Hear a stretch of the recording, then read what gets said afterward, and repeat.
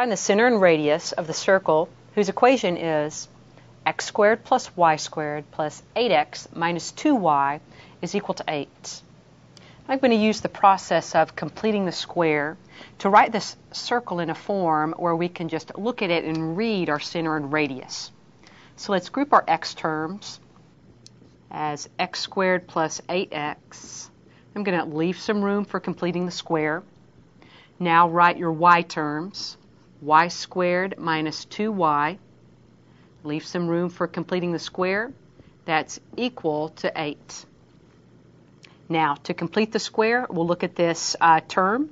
It has a coefficient of 8. Half of 8 is 4, and 4 squared is 16. If we add 16 to the left, we must correspondingly add 16 to the right to keep this equation balanced. Next, let's look at this coefficient of negative 2.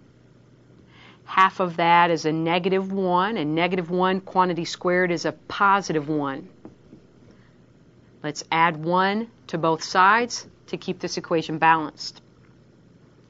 Now let's factor these perfect square trinomials that we've created. X squared plus 8x plus 16 factors as x plus 4 times x plus 4, or x plus 4 quantity squared.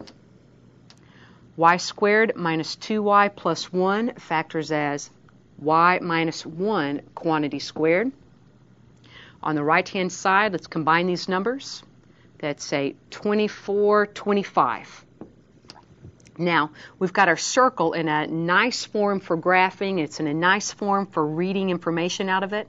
Our center is negative 4, positive 1. Change those signs as you bring them down. 25 represents the radius squared, so the radius is the square root of 25, or 5.